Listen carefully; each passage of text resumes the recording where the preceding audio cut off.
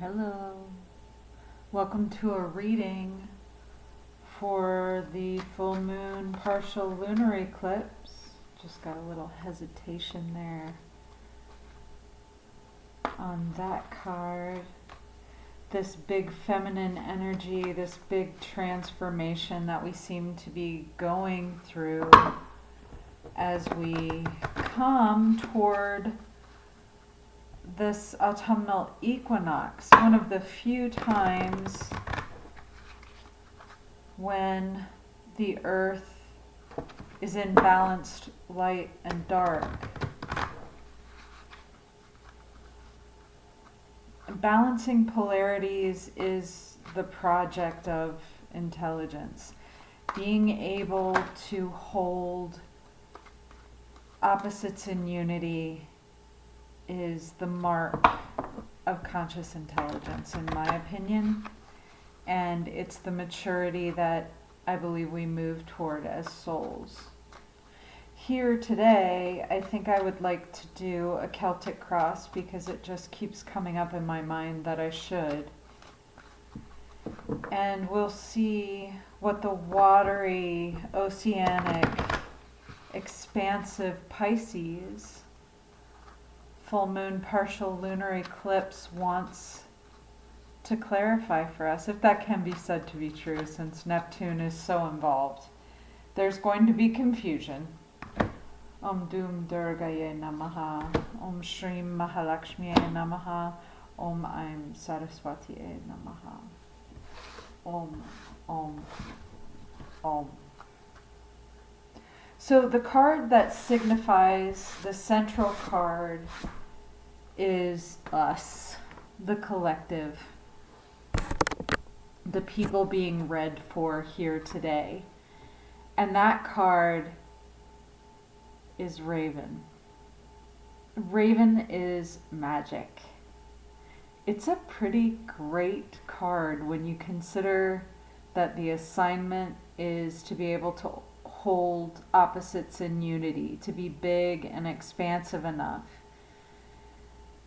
to encompass things that are diametrically opposed. I think of Walt Whitman's ecstatic statement in Leaves of Grass, I contradict myself. And we all do, and we're all hypocritical, and there's a magic in that. There is a difficulty in living as a human being, and there is a magic in being able to walk both sides of the veil. And traditionally, we think of eclipses as times when the veil between the worlds, there's 3 worlds in the Gayatri Mantra, there's 2 worlds in most Western estimations, but however many worlds there are, the ability to move across dimensions is increased now and will remain that way until October 2nd, when the solar eclipse occurs in Virgo, in the tropical. So we are enchanted, we are re-enchanting, and we are magic. And that's the signifier card for us today. I think I'll go this way. The obstacle for us, what's crossing us, what's giving us the difficulty, is the Bear card. This is the dream time. Ooh, I like this. So we're having difficulty seeing ourselves as magical beings because we think our psychic process isn't true. Everything that happens in our psyche is the truth, even if it's not represented in the material world. This to me is also about the lesson of the nakshatra that this moon falls in, Purva Bhadrapad, the sacrificial altar, where in order to understand the meaning of materialism, the meaning of the world, we have to pile all the matter onto a funeral altar and sacrifice it with the weight of the anger, the fire of our frustration. And then not only does matter become holy, but our anger does too. Bear is here to tell us today that as an obstacle, we're not believing in our dreams enough. We're only believing in matter. And that's a tough row to hoe, especially when you're a magical being.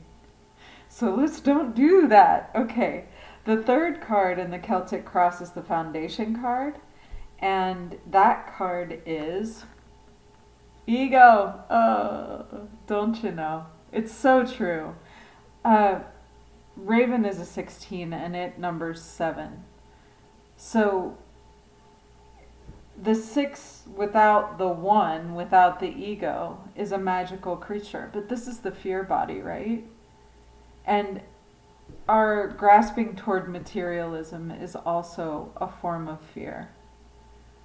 It's not really the fear card, it's the fear body, right? It's the sheath through which everything we do has to penetrate.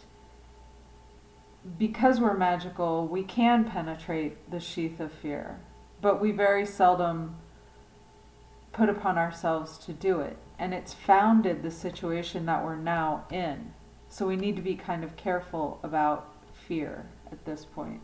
We are crowned by the builder of the animal card deck, Beaver. So Beaver is the creature that takes its material environment and turns it into a useful and helpful home. Natural dams filter many things, make obstacles that make fishes stronger. Many beautiful things come of the building from beavers in their natural environment. It's lovely that it crowns this situation that's founded in fear and crossed by another dimension, because it's like building a bridge to our dream time, to our real selves, to our magic. We're moving away from our innocence. Yeah, it's kind of a problem, really, when you're growing up in a tough universe. Huh? You have to leave playtime behind sometimes in order to make the world right. And I'm not saying that our maturation process has been play, not by any means. I think we are incredibly hardworking, honorable creatures. But I think that there is a level of innocence that's being left behind at this full moon. And I think our beliefs are changing, and eclipses will do that. It's very, very difficult to change our eclipses or to change our beliefs in any other way. So we need the astral help. We need the help of the dream time in order to realize our magic. What we're moving toward at this eclipse is self-esteem. This makes sense to me. Moose and the number 11 are a rather divine embodiment of self-love. And boy, we could use some of that right now. I keep asking the question in the blogs on Patreon, is humanity good? And I was told the other day that the question presupposes that I believe we're not. And I don't think that's true. I think I believe that we are. I just want us to demonstrate it. And in order to be able to demonstrate it, we need to have enough self-esteem to believe that good actions actually have some effect here on earth, because we've been conditioned to really believe that the traps are all laid for any honest crusade. And I think that our personal magic isn't being given its due, because there's a barrier of dimension. I do believe that we are ready to cross that, but we'll have to leave some innocence behind and certainly abandon the fear body that has been the foundation of everything we've built in matter so far. We will shine through, but we'll need to move into more self-love. That takes time, takes maturity. Okay, so here we are as magic, and in the world, we are going to move forward over these 4 cards, but we'll begin as ourselves in messenger form. The hawk is the second card in the animal card selection, and it is the one that reminds us of our magic, of our innate ability to build the bridge between spirit and matter and not become stuck in matter. We need to be able to deliver our messages of love to ourselves and move away from naivety. Knowing is kind of what I see this here.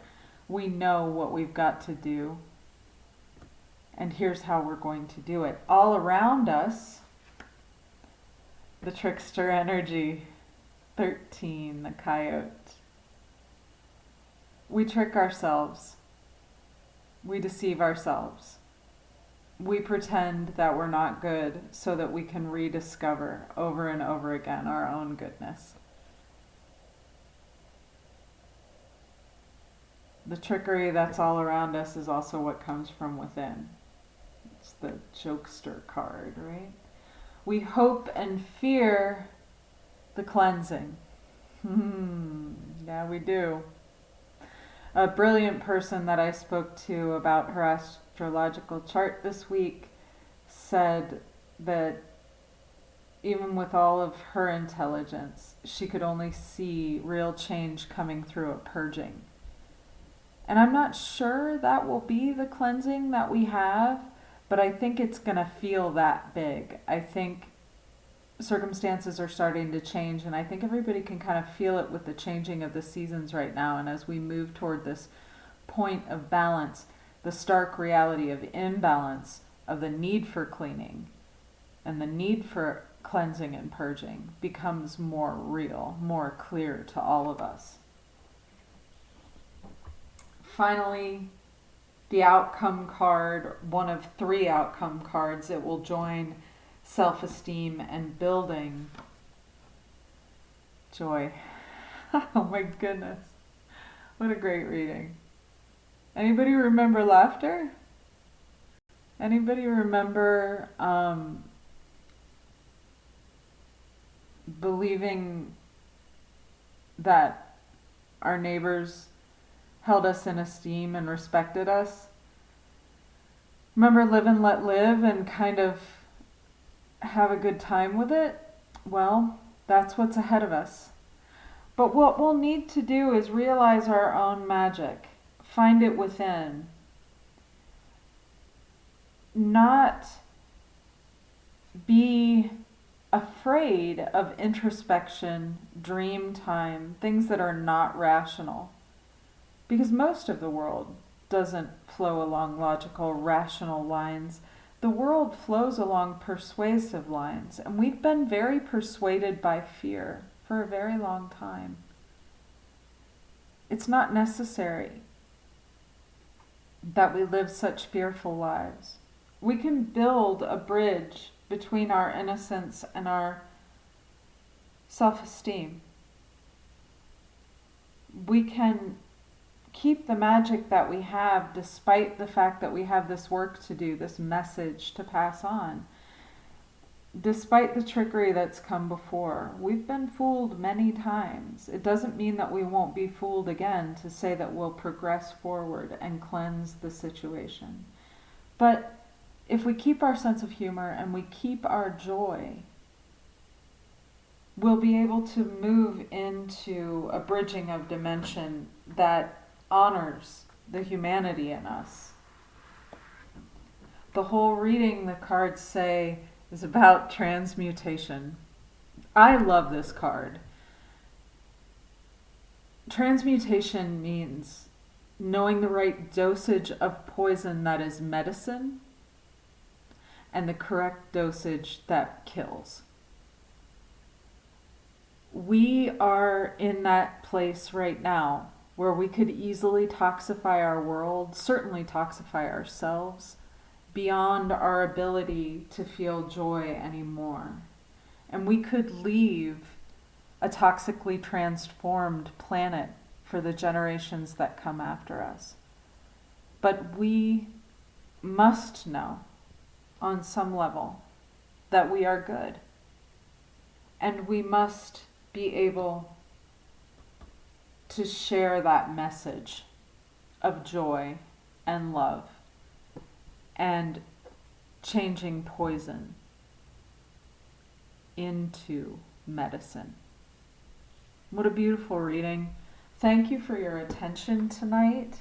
It's a wonderful night for meditation, for lighting your candles, for doing what serves you best and your inner knowledge, your inner magic. May you find it.